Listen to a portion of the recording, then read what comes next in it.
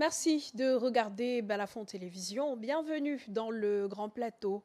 Au menu ce soir, l'assassinat du journaliste Martinez Zogo continue de hanter l'actualité nationale entre suspects identifiés, zone d'ombre persistante et un procès qui semble s'enliser. L'affaire reste l'une des plus troublantes de ces dernières années. 3 ans après les faits, la douleur de la famille demeure intacte, empêchée de faire son deuil face à une justice qui tarde à établir clairement les responsabilités. Récemment, la projection à l'audience d'une vidéo glaçante montrant les derniers instants du journaliste a replongé la salle dans l'effroi. Des images insoutenables, mais cruciales, qui relancent les interrogations sur les auteurs et les commanditaires de ce crime. Dans ce dossier où les ramifications semblent atteindre les sphères les plus sensibles de l'État, la société camerounaise est confrontée à la réalité d'une violence extrême et d'une justice mise à l'épreuve. Pourtant, dès les premières heures, les élites traditionnelles de la Léké, notamment, s'étaient mobilisées, invoquant les ancêtres pour que la vérité éclate. Mais aujourd'hui, le temps qui passe nourrit davantage de doutes que de certitudes. Question, pourquoi cette affaire tarde-t-elle à être élucidée? Comment analyser sur le plan sociétal un crime d'une telle barbarie? Les questions justement seront posées à notre invité, Sa Majesté Tchamaleu, luminaire, chef traditionnel et docteur spiritualiste, sera avec nous en seconde partie d'émission. Pour l'heure, place au journal.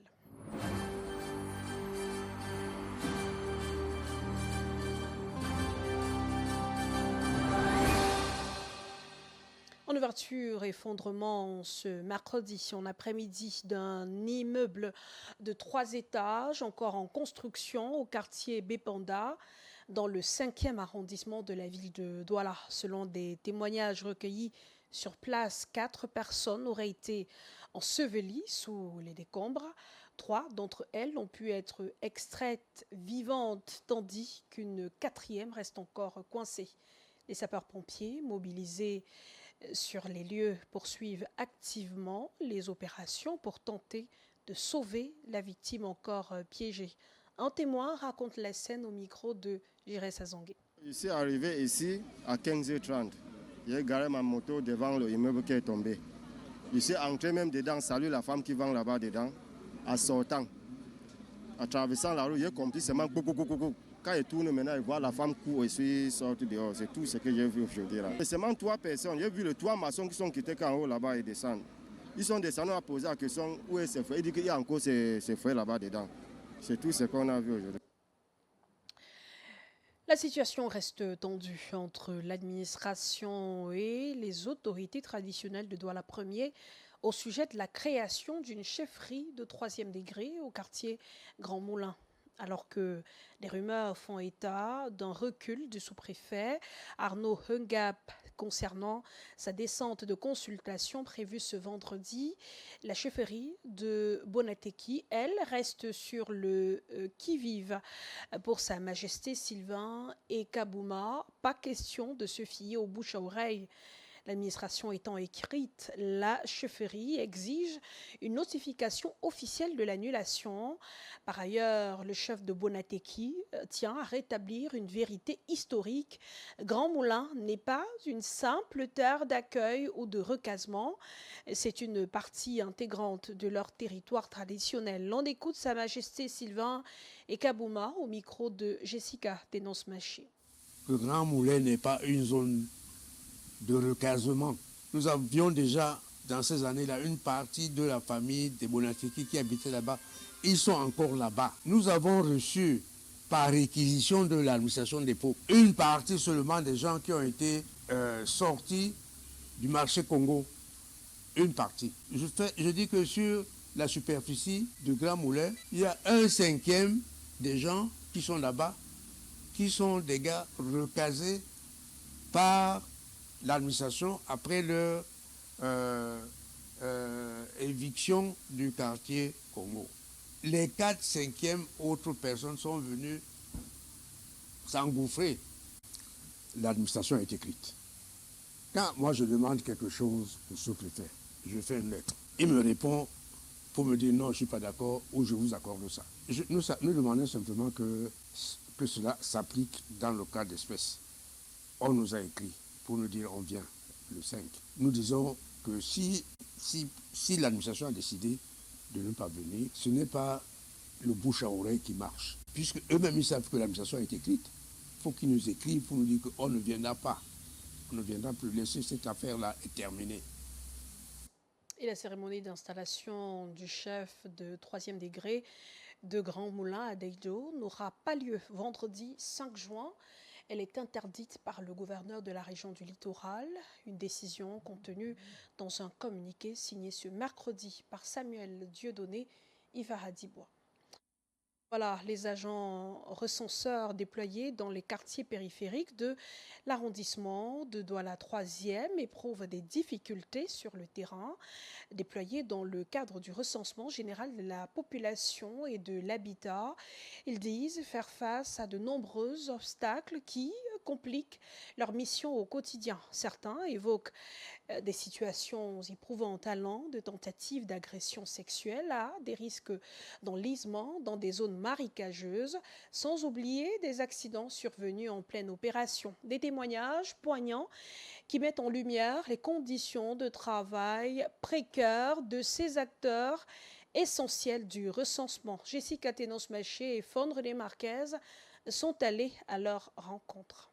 Some census agents operating in the Douala 3 subdivision say they face multiple challenges in carrying out their job. One of the hurdles they encounter in the field is an alleged rape case. Il m'a violenté dans sa chambre, c'était dans une municipalité et il y avait personne. En me violentant comme ça, il a vu mon choisir. Quand il a vu le choisir, il a vu les logos, les symboles de la patrie. Il s'est retenu parce qu'en ce moment-là, son idée c'était de me faire quelque chose de mal. Il s'est retenu, il a dit que la paix est bien, parce que ça peut être autre chose, parce que les choses du gouvernement, on ne doit pas blaguer. Il m'a donné ce conseil que je dois aller rapporter à la hiérarchie. Que la hiérarchie doit faire tout et pour tout de m'envoyer une personne. Parce que la zone peut m'envoyer que même en journée, on vole. Another agent had an accident on her way to work. J'ai donc eu une déchirure au niveau de mes orteils, le pied gauche et des égratignures au niveau du bras, le poignet gauche également. Due to financial constraints, the enumerator decided to receive treatment at home. Voilà, à ces jours-ci, je suis comme ça à la maison. Comme ça, les douleurs, ça ne me laisse pas. Je gère mes douleurs et les calmements et sans compter les effets secondaires des médicaments. Constamment, j'ai des vertiges et des maux de tête. According to the accident victim, the medical report revealed that if neglected, the affected toes could become gangrenous. Il a fait part que si on néglige, parce qu'il a regardé, il est venu, il a examiné, il a appuyé le pied hier, un liquide coulait, c'était un peu comme de l'eau. Il a dit que le liquide là n'est pas bon, que quand le liquide là tombe sur mes orteils, comme ça va les infecter. Et le pied peut facilement pourrir. C'est pour ça qu'il a pris les cotons là, il a mis entre mes orteils là, pour que ça empêche là. Il m'a demandé que de temps en temps, je prends le coton-tige. Le coton-tige avait un peu d'alcool. Je verse au-dessus. There is also the case of another census agent who was almost engulfed by mud in one of the swampy areas in Bangapongo. The ordeal of these enumerators is coming at a time when some of them are on strike, demanding payment of their bonuses. In the meantime, Prime Minister Head of Government Joseph Diangote recently extended the 4th General Population and Housing Census to July 31, 2026. De simples vidéos présentées comme des pranks sur les réseaux sociaux ont semé la peur ces derniers jours en Van et en Colbison, dans la ville de Yaoundé. Des jeunes se mettant en scène comme des gangs urbains, lançant des menaces et promettant des agressions dans certains quartiers. Si les auteurs parlent de divertissement, les conséquences, elles, sont bien réelles. Linda Winignassa.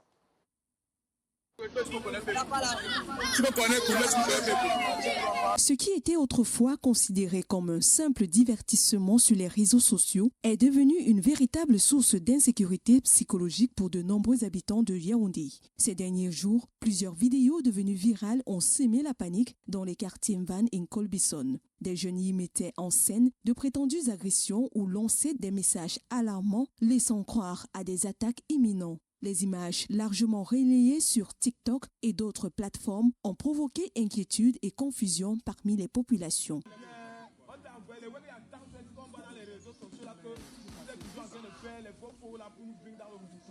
Face à l'ampleur du phénomène, la gendarmerie nationale est montée au créneau. 3 adolescents ont notamment été interpellés par la diffusion d'une vidéo menaçante qui avait suscité une vive émotion sur les réseaux sociaux. Les autorités rappellent que ces actes, même présentés comme des plaisanteries, peuvent être assimilés à la diffusion de fausses informations ou à de troubles à l'ordre public. Vous le connaissez? Cherchez le problème.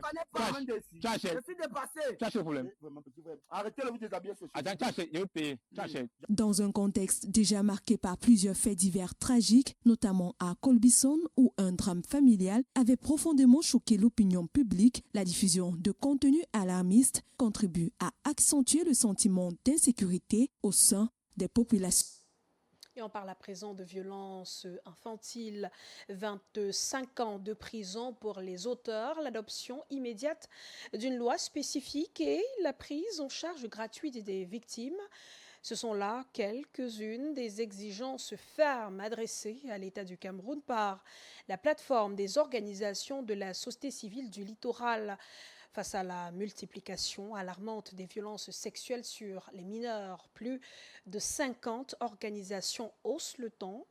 Au cours d'une rencontre tenue ce mercredi à Douala, elles dénoncent avec force l'impunité ambiante, les lenteurs judiciaires et le silence institutionnel qui entourent ces drames sociaux. Plus de détails avec Jessica Tenos-Maché. L'organisation de la société civile du littoral, en abrégé PLAFOCIL, regroupant plus d'une cinquantaine d'organisations engagées pour la défense des droits humains, dénonce avec la plus grande fermeté la banalisation, la multiplication des violences sexuelles sur les enfants et les jeunes au Cameroun.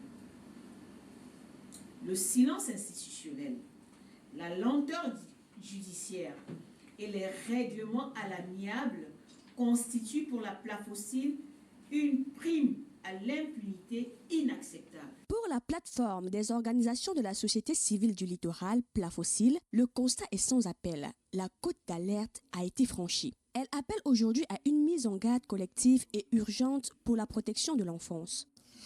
Nous pensons effectivement que la cote d'alerte a été atteinte et qu'il y a une nécessité d'agir et que tous les acteurs doivent se lever pour qu'il y ait une action conjointe, une synergie pour que plus jamais un enfant ne soit plus, que ce soit mineur, que ce soit violence faite sur les femmes, ne se fasse plus dans notre pays. La multiplication de ces abus sexuels et le manque de sanctions fermes créent un climat d'insécurité permanente qui inquiète au sein même de la société civile. Nos écoles sont des endroits où on estime qu'il y a une certaine éducation à promouvoir, mais si ça devient le centre d'insécurité pour nos enfants, la maison également devient un centre d'insécurité pour nos enfants et que la société elle-même n'arrive pas à trouver des moyens pour résoudre ces problèmes parce que la justice n'arrive pas à punir. Vraiment, c'est très très inquiétant. C'est une inquiétude généralisée pour des parents d'enfants. Et pour inverser la tendance, la PLAFOCIL exige désormais des autorités camerounaises une justice exemplaire pour freiner l'impunité, mais aussi des réformes législatives urgentes. La société civile réclame également une prise en charge holistique des victimes, l'audit sécuritaire des institutions éducatives et le lancement d'une campagne nationale de sensibilisation pour combattre fermement ce fléau qui mine la société camerounaise. Délestage, le gouvernement pointe le retrait des centrales de Kribi et de la Dibamba. Le ministère de l'Eau et de l'Énergie lève le voile sur l'origine des importantes perturbations électriques observées depuis le début de la semaine dans le réseau interconnecté Sud. Dans une note d'information publiée le 2 juin, le ministère indique que les sociétés KPDC et DPDC appartenant au groupe Globelec ont retiré le 1er juin les capacités de production des centrales thermiques de Kribi et de la Dibamba. Une décision qui intervient dans un contexte de blocage des comptes bancaires du groupe par l'administration fiscale dans le cadre d'une procédure de recouvrement liée à des impayés d'obligations fiscales. Selon le ministère, cette réduction des capacités de production entraîne des délestages affectant près de 40% des abonnés des régions du littoral et de l'Ouest. Face à cette situation, le ministre de l'Eau et de l'Énergie, Gaston Elundou Essomba, a engagé des concertations avec son homologue des Finances, Louis-Paul Motazé, afin de trouver une solution rapide et de permettre le retour à la normale. Les autorités assurent que les discussions se poursuivent en vue d'un rétablissement progressif de l'approvisionnement en électricité dans les meilleurs délais. Nous y reviendrons. Le chef de l'État a nommé hier 2 juin les membres du Conseil supérieur de la magistrature. Parmi eux, 2 nouveaux membres et 12 reconduits pour un mandat de 5 ans. Une nomination qui pourrait ouvrir la voie à la convocation d'une session après 6 années d'inactivité. C'est du moins ce qu'espèrent certains avocats rencontrés dans la ville de Douala. Ils saluent cette initiative, mais insistent également sur la nécessité pour les nouveaux membres d'entrer rapidement en fonction. Leurs avis dans cet élément de Jiré Sazangué et Fondre des Marquez. Following the appointment of members of the High Council of the Judiciary, legal experts have saluted the move. It's a good thing because those who were there have been there for more than 10 years since after the last appointment, because their mandate is for 5 years. According to the Judicial Organization Ordinance, they are appointed for 5 years and it can be renewed. The nomination of the Judicial Council members will now pave the way for the convening of the Supreme Judicial Council, as explained by Barrister Achu Julius. There are magistrates who have been on the same grade for too long. There are magistrates who have been occupying certain posts for too long. There are magistrates who have been waiting to go on retirement for too long.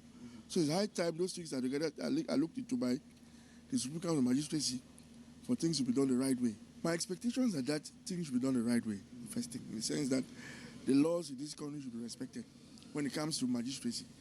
You know, the magistrates are persons who decide the fate of people on earth, unlike God that is in heaven. According to Barrister Joachim Tabe, the appointment is not enough. The newly appointed members should get to work. The appointment is not enough. They should work. It means the council should sit. They should come to work and let the magistracy, let the judicial system function. Let it not be dead as it has been before. Magistrates are insufficient in the country, in the various jurisdictions. Magistrates have left training from ENAM. Around 4 batches now that have not been dispatched. The High Council of the Judiciary carries out 3 fundamental functions, which include career management, advancement in rank, and appointments to key positions within the justice system. En santé, donner son sang, c'est offrir une chance de vivre à une personne malade ou une victime d'un accident. À l'approche de la journée mondiale du don de sang qui se célèbre chaque 14 juin, les acteurs de la santé multiplient les appels à la mobilisation afin de renforcer les réserves en sang dans les hôpitaux. Entre sensibilisation, motivation et appréhension, les avis sont partagés au sein de la population. Nous les écoutons au micro de Linda Winignassa. Pour la bonne marche de la société, pour le vivre ensemble. Parce qu'il peut aussi aider les autres Camerounais qui sont en difficulté. En donnant comme ça arrive d'abord à bon port. Parce que tu peux même donner comme ça, après, toi-même tu pars à l'hôpital, tu meurs à cause du sang, pourtant tu as même donné ton sang. Comme moi, j'ai le sang. Moi, je ne sais pas si j'ai le sang. Oui, mais le problème est qu'il faut que avant de donner, il faut savoir si on a d'abord le sang. C'est ça. Oui, si j'ai, je donne. Si j'ai assez, je donne. Si ça me suffit, je donne. Ça peut permettre de sauver beaucoup de vies. Il y a des personnes qui sont en difficulté de sang et je pense que mon apport peut être favorable. Le sang, c'est la vie. Donc, je suis prêt, alors je serai prêt à donner de mon sang pour sauver des vies. En fait, parce qu'on constate qu'il y a beaucoup de cas d'accidents, d'opérations qui nécessitent du sang pour amener des personnes dans la vie. C'est comme une tontine. On donne aujourd'hui pour souhaiter que demain, on ait la chance d'en recevoir. Ce n'est pas dans nos habitudes. Le sang, c'est une denrée très précieuse, que ce soit dans le monde physique que dans le monde spirituel. Comprenez, le sang a beaucoup de choses. Le sang a un code. Il y a des familles qui ont des codes cachés dans le sang. Donc prendre mon sang, aller donner comme ça dans un hôpital, parfois on prétend vouloir sauver des vies avec, mais on ne sait véritablement pas ce qu'on fait avec le sang à l'hôpital. En sport, Coupe du Monde de 1950, après la défaite inattendue de la Seleção contre la sélection uruguayenne, le peuple brésilien avait sombré dans une amertume. Voguant dans les nuages, la réalité du stade les avait tous ramenés sur terre en 82. 10 minutes, le Maracanã s'était vidé en un laps de temps de ses spectateurs et les officiels brésiliens. C'est presque en catimini que le président de la FIFA avait repéré le capitaine uruguayen pour lui remettre le trophée de la victoire. Durant des semaines entières, des océans de larmes avaient ruisselé sur leur corps. La tragédie du Maracanã, c'est avec Jean-Paul Chouniette. Ademir falla su enésimo tiro. Es para llorar. Y en este córner acaba el gran sueño del Brasil. Au coup de sifflet final du match décisif pour le sacre de champion du monde 1950, le peuple brésilien pleure à chaudes larmes après la défaite surprise de la Seleção 1-2 face à la Celeste uruguayenne. La foule déçue et pétrifiée abandonne précipitamment l'immense enceinte de Rio. Le stade Maracanã, pourtant plein à craquer, avec 173 850 spectateurs, venus voir leur équipe accomplir une formalité, le match ayant été joué d'avance dans le subconscient des milliers de cariocas. C'est donc devant des gradins vides que les Uruguayens font le tour d'honneur, déployant même un drapeau brésilien, ultime hommage des vainqueurs aux vaincus, dans un esprit de fair play. Les autorités brésiliennes sont tout aussi effondrées et oublient le cérémonial de clôture. Jules Rimet peine à descendre sur l'aire de jeu. Le président de la FIFA finit par apercevoir le capitaine uruguayen et lui remet la victoire ailée sans pouvoir lui dire un mot.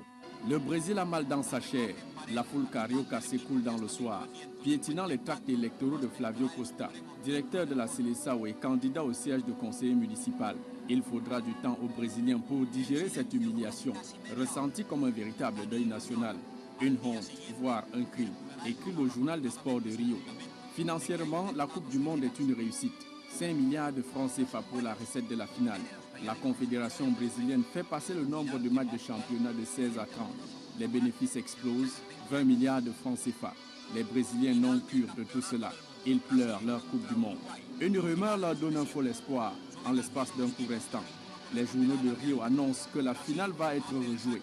L'auteur du but assassin contre le Brésil, Alcides Digia, serait argentin, né à Buenos Aires. L'ambassade d'Uruguay apporte immédiatement un démenti sur la supercherie, prouvant la nationalité de son joueur. Digia est bien né le 22 décembre 1926 à Montevideo. L'affaire est classée sans suite. Les Cariocas subissent une désillusion supplémentaire. À Montevideo, c'est la folie. Le lundi suivant, la victoire est décrétée férié. La fête dure une semaine dans les rues de la capitale uruguayenne. Les chefs d'entreprise vont jusqu'à payer à leurs employés le double, voire le triple des salaires. L'euphorie est à son comble. Après l'Italie en 1934 et 1938, l'Uruguay devient la deuxième nation à remporter 2 fois le trophée, 1930 et 1950.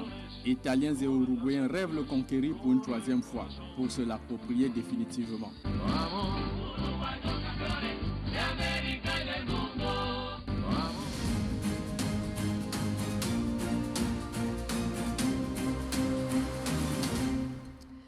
Bienvenue dans la deuxième partie du Grand Plateau. Affaire Martinez-Zogo, le tribunal militaire de Yaoundé a renvoyé l'affaire au 22 et 23 juin 2026. Mais déjà, les conclusions de l'expert faites à l'audience de lundi ont fait évoluer les débats, alors que le professeur Belbichoka a rappelé que son analyse se limitait strictement aux données examinées et ne visait pas à désigner des responsables pénaux.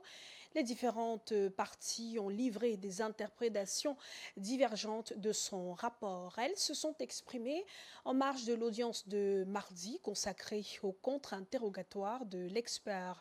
Le point dans cet élément de Sébastien Oyébé. L'examen contradictoire du rapport d'expertise numérique du professeur Georges Belbichoka s'est poursuivi ce mardi au tribunal militaire de Yaoundé. Interrogé par les différentes parties, l'expert a rappelé que ses conclusions se limitent aux données effectivement analysées et non à désigner d'éventuels responsables pénaux. Les échanges ont donné lieu à des appréciations contrastées. Maître Achou, avocat de la partie civile, a sollicité une contre-expertise, estimant que certains aspects techniques méritent des investigations complémentaires.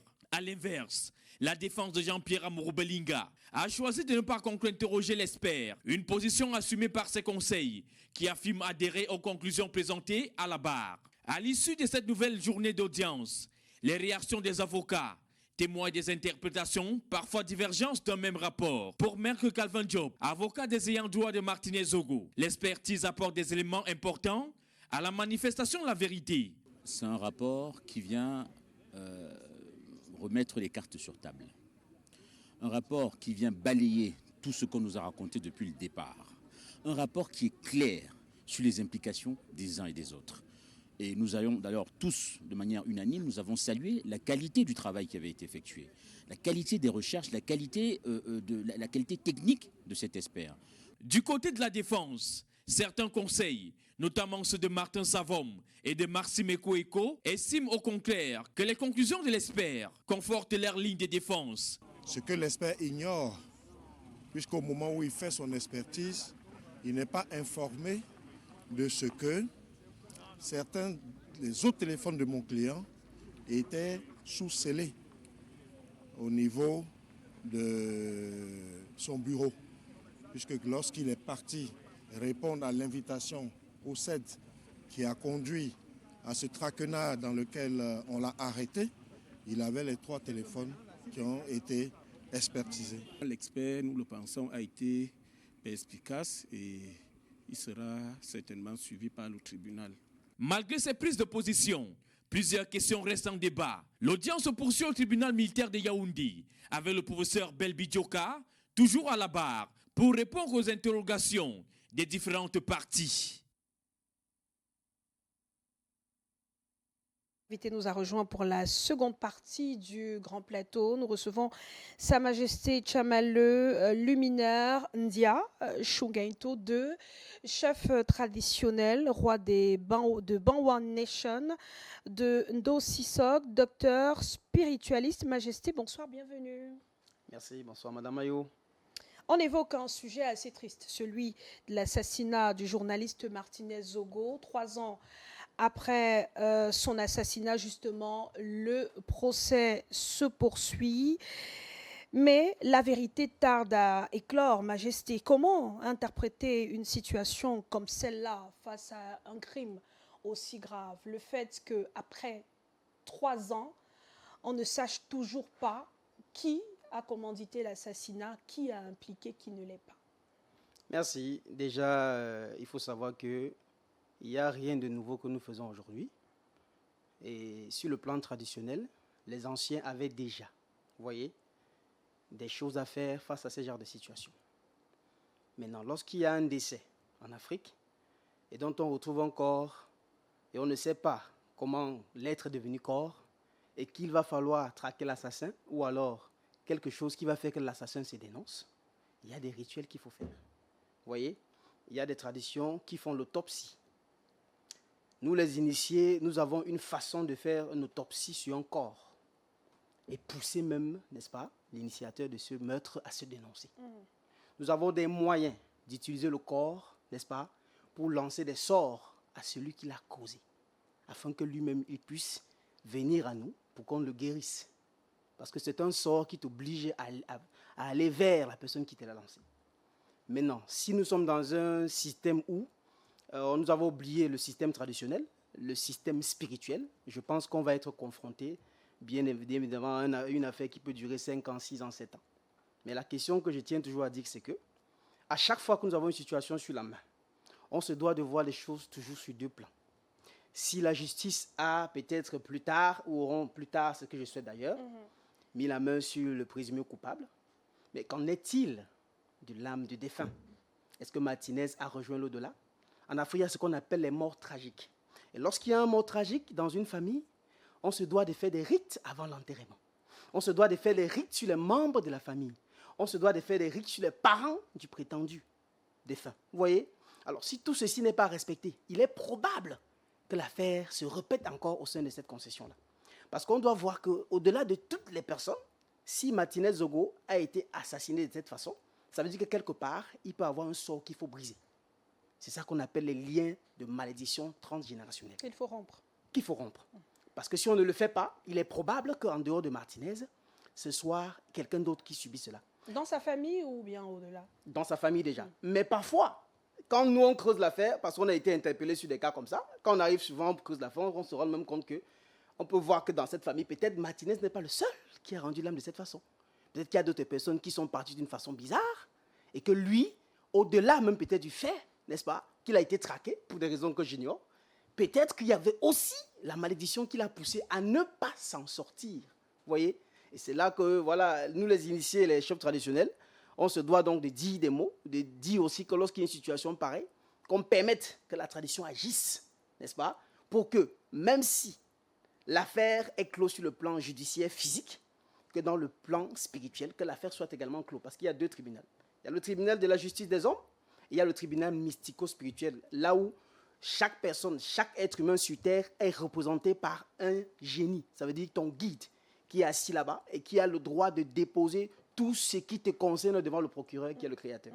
C'est ainsi que nous réglons cela de problème. Majesté, vous avez parlé des rites et on se souvient, hein, il y a 3 ans, quelques jours après la découverte du corps de Martinez Zogo, on a vu des chefs traditionnels effectuer des rites justement pour que justice soit faite, pour que les auteurs de cet assassinat se dénoncent, parce que des travaux, permettez, je ne suis pas du domaine, des travaux spirituels auront été effectués, leur permettant de dire ouvertement qu'ils sont responsables de ça. Mais pourquoi, des années après, on a l'impression que soit ces rites ont été mal effectués, soit c'était de simples mises en scène, ou alors des rites ont été effectués, il y a des signes que nous, qui n'avons pas, qui ne sont pas initiés, ne voyons pas. Oui, un rite peut être fait à plusieurs étapes. Alors, il y a le moment de trouver le corps, qu'est-ce qu'il faut faire? Il y a des corps que lorsqu'on trouve en Afrique couchés, avant de toucher du doigt, il faut d'abord faire un rite. C'est-à-dire, si le corps était renversé comme ça, avant de seulement venir tourner pour voir qui c'est, il faut d'abord commencer par un rite avant de toucher le corps. Et quand on a fini de le faire, il faut encore faire notre rite avant d'enterrer. Et le rite d'après-enterrement, et le rite du voyage du défunt. Normalement, le chiffre 3 en Afrique représente justement le nombre de temps pour le défunt, ou alors pour l'âme du défunt, d'exécuter son voyage. D'où les funérailles sont faites parfois après 3 ans. Vous voyez? Donc, si après 3 ans aujourd'hui, et que l'affaire n'est réellement pas plus claire, ça veut dire qu'il y a un problème. Vous comprenez? Donc, il y a un problème qu'il faut que nous, traditionnalistes, initiés, spiritualistes et chefs traditionnels, nous essayons encore une fois de plus, n'est-ce pas, de voir ce qu'il y a encore à l'intérieur de plus clair. Qu'est-ce qu'on a échappé? Au niveau des rites. Je ne peux parler que du domaine spirituel et traditionnel. Il y a un problème encore qui se pose au niveau des rites à faire sur le défunt Martinez Zogo. Les rites n'ont pas été faits, les rites n'ont pas été bien faits, ou ont été incomplets.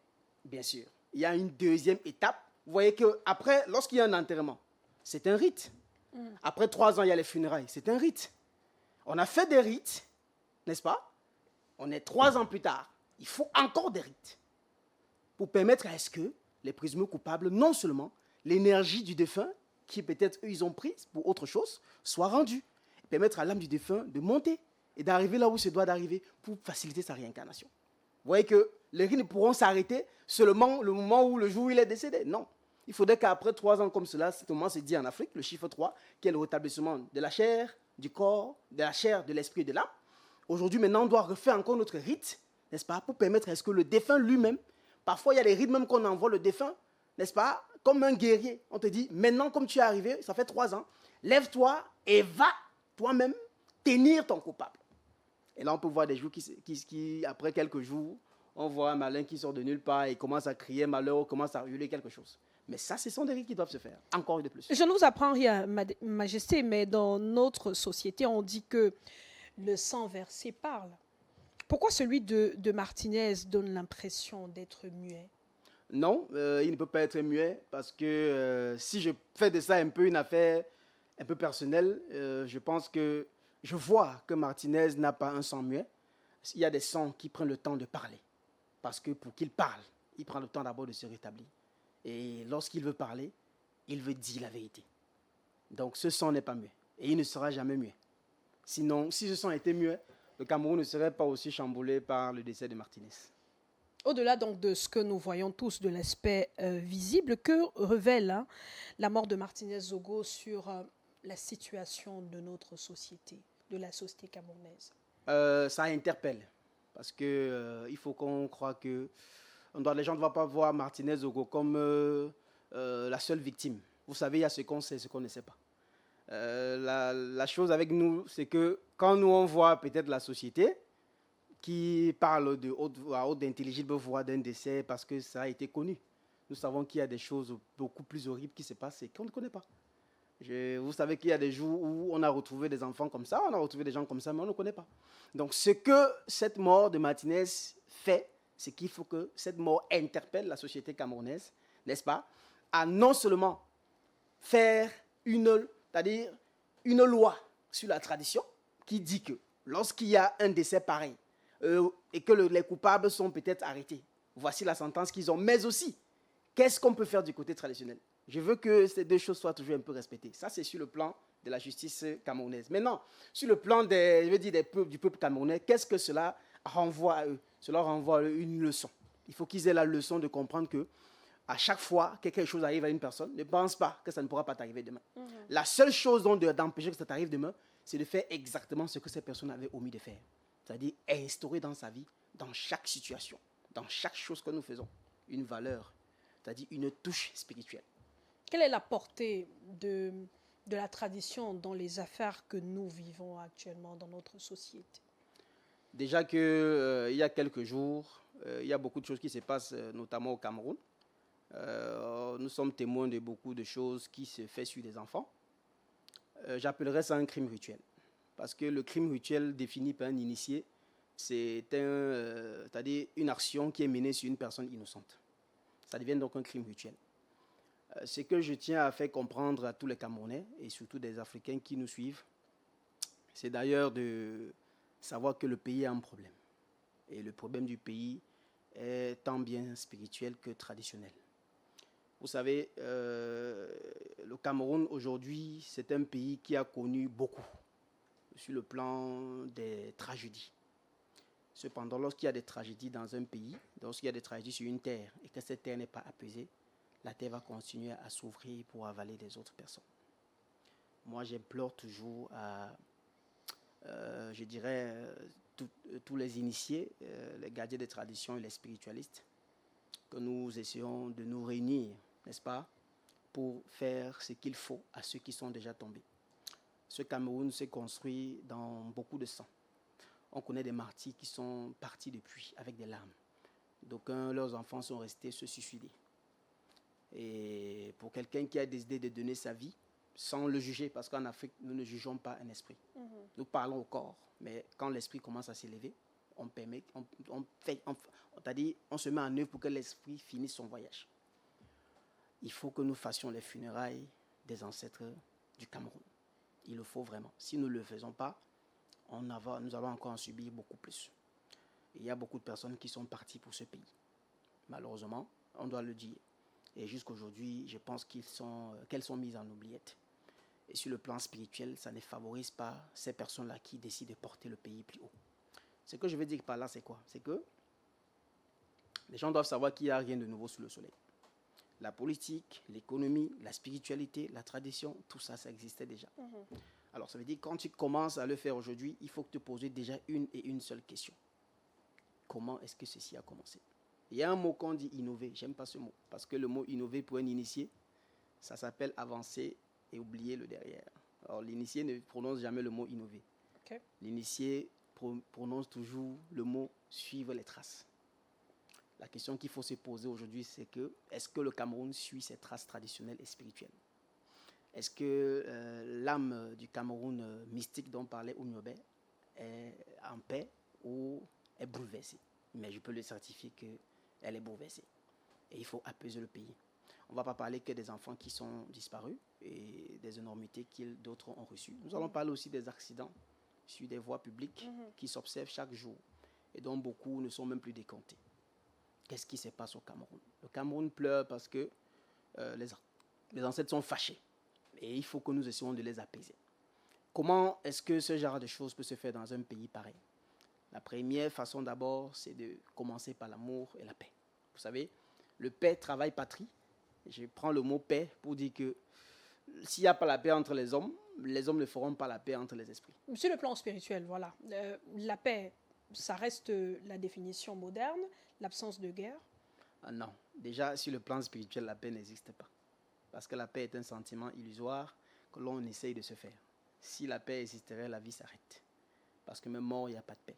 Donc Dieu a conçu, le Créateur a conçu la vie dans la guerre. Parce que c'est dans la guerre qu'on se surpasse et c'est dans la guerre qu'on arrive à découvrir nos potentialités.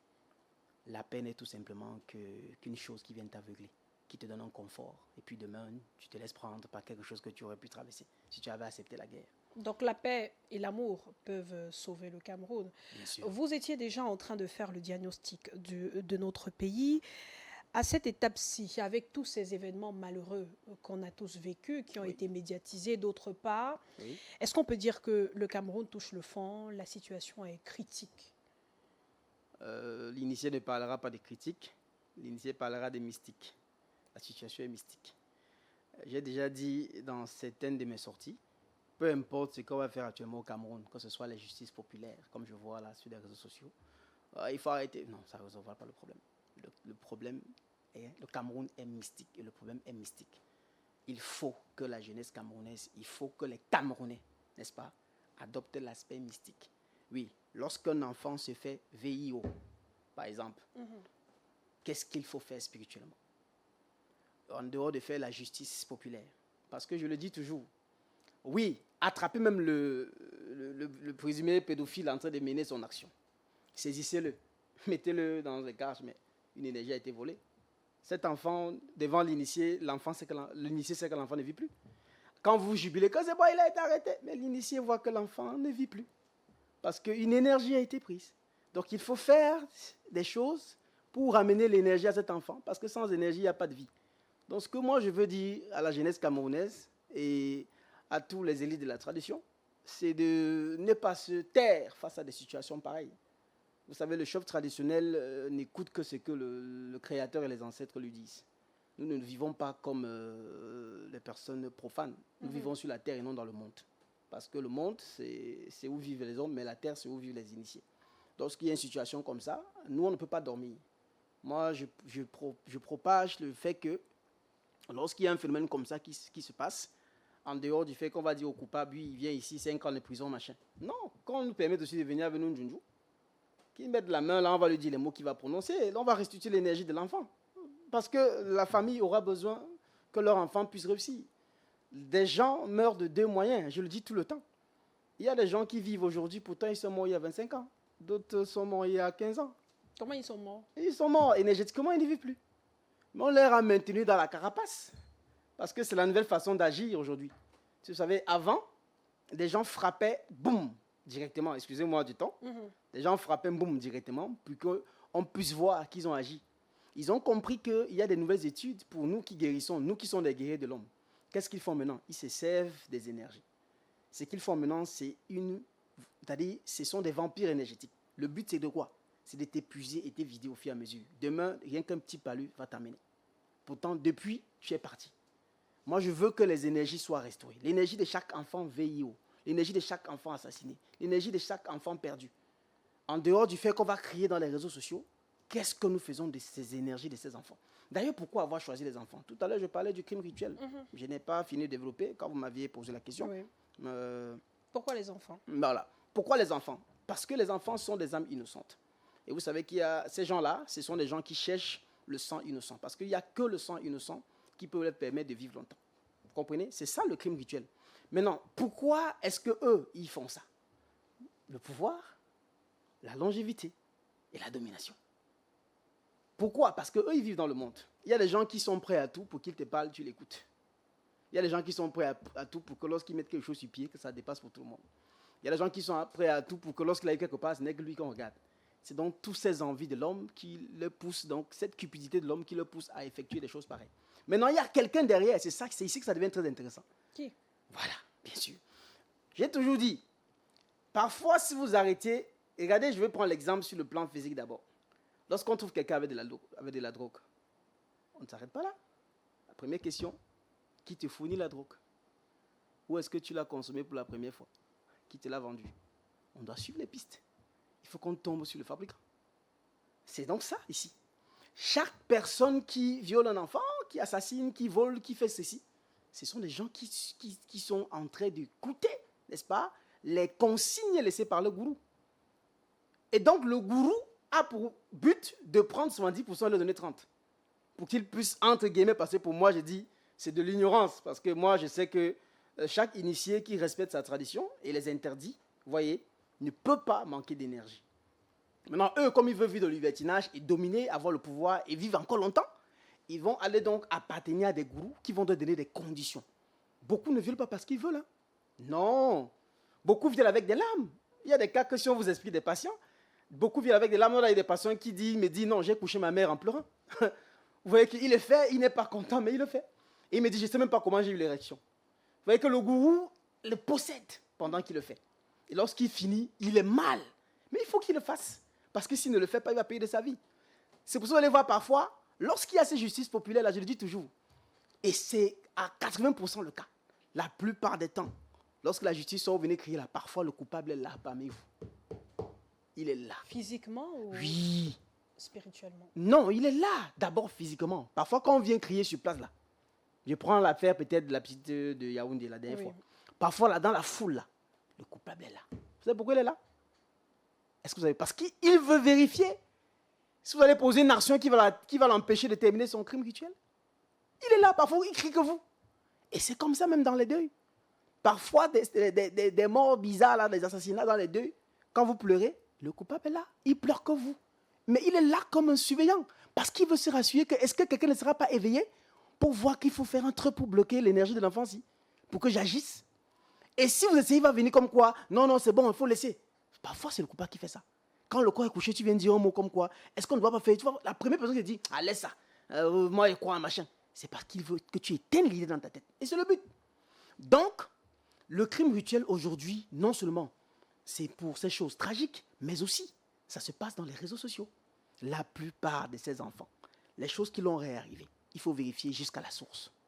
Que faisait leur maman? Ce sont des enfants qui ont été exposés? Parfois, ça en arrive là. Parfois, ça en arrive là. Pourquoi?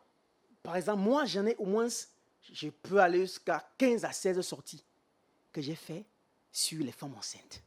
J'ai dit, lorsqu'une femme est enceinte en Afrique, voici ce qu'elle ne doit pas faire. Par exemple, je vais dire un truc comme ça pour passer dessus. La femme enceinte en Afrique n'est pas une femme publique. C'est-à-dire, elle ne s'expose pas. Elle n'expose pas sa grossesse. Sa grossesse, elle ne va pas en boîte de nuit. Elle ne s'assoit pas sur les chaises publiques sans balayer du revers de la main. La femme enceinte ne laisse pas qu'on touche son ventre. Mais le problème de l'Afrique en général et du Cameroun en particulier, il est là. C'est que les jeunes n'écoutent plus quand on parle. La grossesse est un trophée. Bien sûr. Sauf que ces femmes-là, parfois l'enfant qui a été... Je disais une chose tout à l'heure qu'il y a des choses qui arrivent à 15 ans. L'initié, il rit parce qu'il voit que non, ça arrivait depuis. Parfois, la maman qui pleure l'enfant, qui a été violé après 3 ans, que cet enfant a été ciblé depuis qu'il était dans le ventre. Parce que, je vous assure, dans la spiritualité, il y a une loi qui ne trompe pas. Personne ne peut t'atteindre sans avoir le lien. Comme on le dit, l'abbé ne peut te mordre sans se poser sur toi. Il y a toujours le lien qui se crée. Lorsqu'il y a le lien, maintenant, on fait ce qu'on appelle quoi? Le traçage. Il faut tracer. J'avais scanné une femme avec l'enfant. Où se trouve cet enfant aujourd'hui après 2 ans? Parce que c'est après 2 ans que l'enfant sera intéressant. Et c'est d'où le crime rituel passe. On ne fait pas ça à tous les enfants. Moi, je vous le dis en vérité. Ce sont des enfants qui ont été sélectionnés. La première qu'il faut se poser des questions. Pourquoi avoir sélectionné ces enfants-là? Et comment est-ce que la sélection s'est faite? Par quels moyens? Comment avoir su la mère? Comment avoir su que cet enfant allait dans cette école? Comment? Mais la solution de tout ça, vous l'avez dit tout à l'heure, Majesté, c'est sauver le Cameroun, travailler sur le Cameroun sur le plan spirituel, réconcilier le Cameroun avec ses pères fondateurs qui ont été oubliés. On va sortir de l'émission, Majesté, mais je voudrais... vous avez parlé des vampires énergétiques. Comment libérer le Cameroun, en quelques mots, de ces vampires énergétiques? En respectant les interdits. En respectant les interdits, en quelques mots, en respectant les interdits. Les Camerounais ne respectent pas d'interdits. Si on dit à un Camerounais, ne va pas dans un endroit et entrer comme ça, il va dire, tu stresses. Or, quand il entre comme ça, directement, il vient de perdre une énergie. Si on dit à un Camerounais, lorsque tu vas dans un hôtel, s'il y a un miroir, couvre d'abord avant de dormir, il va te dire, le vieux, c'est même le miroir là qui me donne le bon sommeil. Or que c'est en dormant là que certains hôtels maléfiques vont garder son image pour après le voler des énergies. On dit aux Camerounais, à la jeunesse, on ne fait pas l'amour à la douche. Et un me dit, papa, c'est là-bas que moi j'ai mon orgasme. Vous comprenez l'affaire? Or, à chaque fois qu'il fait l'amour à la douche, il est victime de vol d'énergie. On dit aux Camerounais, apprenez à ce que, lorsque la nuit est déjà tombée, vous ne sifflez pas, vous ne balayez pas, vous ne faites pas la vaisselle la nuit, parce que après que vous ayez mangé, il y a le jour des ancêtres qui se lèvent pour qu'ils viennent aussi à la cuisine voir qu'est-ce que les enfants ils disent, le père, laisse-moi, je travaille à 6 heures. Je dois laver, je dois finir de manger, je lave. Il y a autant de choses. Si le Cameroun commence à respecter ses interdits, parce que je le dis toujours, l'Afrique ne connaît pas le mot péché. Et en particulier le Cameroun. Il n'y a que ses interdits. Il y a les interdits d'une maison, les interdits de la société, les interdits dans l'économique, les interdits dans l'entrepreneuriat, les interdits dans l'alimentation. Si tous ces interdits commencent à être respectés, je vous assure, Madame Mayo, les Camerounais vivront non seulement longtemps, mais auront la possibilité de transmettre, n'est-ce pas, cette longévité à la génération future. Majesté Tchamale Lunaire Ndia Shogaito II, merci d'avoir été avec nous ce soir et à très vite sur nos antennes. Merci aussi à vous de nous avoir suivis.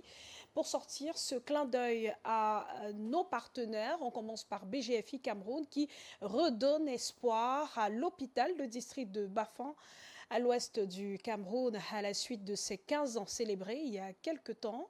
BGFI Banque Cameroun vient de procéder à la rétrocession des équipements médicaux et infrastructures réhabilitées dans le ONCAM au lendemain de ce geste fort qui renforce le plateau technique à la maternité et à la chirurgie. La structure a enregistré 4 nouvelles naissances. Sans doute un message fort du ciel à l'endroit de l'administrateur directeur général de BGFI Banque Cameroun, Abaka Al-Mahamat. Plus de détails dans cet élément. Des tables d'accouchement et lits d'hospitalisation, des PSBB et autres aspirateurs de mucosité installés dans le bâtiment de maternité rénové. Une table d'opération et des lits pour réanimation et l'hospitalisation. Un bistouri électrique intégré dans un service de chirurgie réhabilité. Voilà ce qui constitue entre autres le don de BGFI Banque Cameroun. Une générosité de la banque à l'hôpital de district de Bafan. À l'occasion de notre 15e anniversaire, nous avons souhaité réaliser certaines activités. Aujourd'hui, dans le cadre de notre fondation, nous sommes ici à Bafan, à l'hôpital de district, pour réhabiliter le service de maternité et de chirurgie et faire un don conséquent pour que nos populations de Bafan puissent être reçues ici et qu'on puisse prendre en charge rapidement leur santé. Après cet hôpital, nous allons dans une école que nous allons aussi réhabiliter pour le bien-être des populations de Bafan. Il s'agit d'une dotation de nombreux équipements médicaux destinés à l'amélioration de la qualité des soins dans cette formation sanitaire. C'était difficile parce que les infrastructures sont vraiment vétustes et quand vous allez à ce niveau-là, vous constatez que tout a été refait. On a eu des nouveaux lits, on a eu des nouveaux équipements au bloc.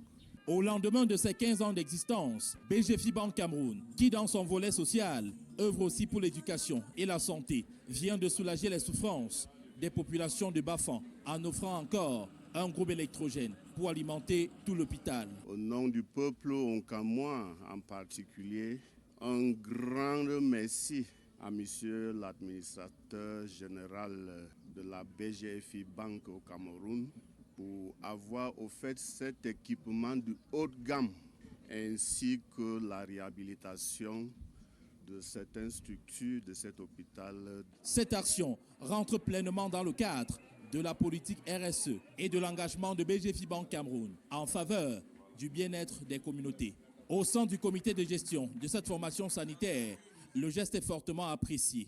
Grâce à cette générosité de cette banque, nos soucis ont diminué de plusieurs crans. Et Dieu aussi a béni cet acte. Vous voyez, la naissance des jumeaux, c'est pour nous Africains un signe positif. Quelques heures avant l'inauguration et la rétrocession officielle, des enfants jumeaux sont nés sans aucun encombre pour leur mère. Cette dernière, tout comme d'autres patientes en chirurgie, sont totalement admiratives de l'action de BGFI Banque Cameroun. J'ai accouché mes jumeaux sur ces nouveaux équipements et je suis très fière. Mais maintenant, ici à l'hôpital central, il y a beaucoup de changements. Dans la même foulée, l'administrateur directeur général annonce la réhabilitation de l'école publique primaire d'application, groupe 4, pour la prochaine rentrée scolaire. Et l'entreprise Betclic Group a officiellement lancé sa nouvelle application dédiée au sport et aux jeux de divertissement. Plus intuitive, plus fluide, la plateforme mise sur la simplicité et le jeu responsable avec des outils de contrôle intégrés et une interdiction stricte aux mineurs. Pour s'imposer, Betclic s'appuie sur son ambassadeur Ulrich Takam, jeune comédien très connu dans le milieu du divertissement, dans un marché fortement digitalisé et passionné de sport. Revivons les temps forts de la cérémonie de lancement de la plateforme Betclic Cameroun dans cet élément que je vous invite à suivre tout en vous souhaitant une excellente fin de soirée en compagnie des programmes de Balafon Télévision. Les passionnés de sport et de jeu vont vivre une expérience plus enrichissante. L'application Betclic promet du divertissement plus abouti, pensé pour répondre à leurs attentes et à leurs exigences. Donc, cette plateforme, elle est pour tous ceux qui sont passionnés de sport, avec notamment la plus grande des compétitions qui démarre la semaine prochaine. Et nous avons également une partie casino pour les passionnés de divertissement qui peut-être ne sont pas fans de sport ou ne comprennent pas forcément toutes les règles. Nous avons également pensé à vous pour vous divertir sur notre plateforme en toute sécurité et en toute sérénité. Officiellement lancé le 1er juin 2026 à Douala devant les influenceurs, les créateurs de contenu et les médias camerounais, Betclic se positionne sur la simplicité et l'adaptabilité. La plateforme se veut intuitive, fluide et conforme aux usages du marché local. Interdit aux mineurs, elle intègre des dispositifs de contrôle et d'autorégulation. L'objectif affiché, encadrer la pratique et promouvoir un jeu responsable. Mis en place des outils pour le jeu responsable. Vous avez la limitation des dépôts et des mises, vous avez les taux exclusion. Tous ces outils permettent à chaque utilisateur de s'auto-réguler. Nous avons également une équipe de plus de 100 personnes qui est là pour s'assurer qu'il n'y ait pas de dérive et régulièrement nous envoyons des messages de prévention, des contenus d'information pour que cela reste un divertissement. Pour gagner en notoriété, Betclic s'appuie sur Ulrich Takam, créateur de contenu camerounais influent dans le paysage médiatique national. Et je ne sais pas si vous avez réalisé, mais je porte un pull ouvert qui me donne un certain charisme. Et ça, c'est la marque Betclic. Le choix du Cameroun n'est pas anodin. Avec plus de 3,9 millions de joueurs en ligne recensés en 2022 selon TGM Research, le pays dispose d'une présence digitale solide et d'une culture sportive ancrée. Je suis ambassadeur, donc vraiment, à un moment donné, c'est-à-dire, je ne sais pas si vous réalisez, mais je suis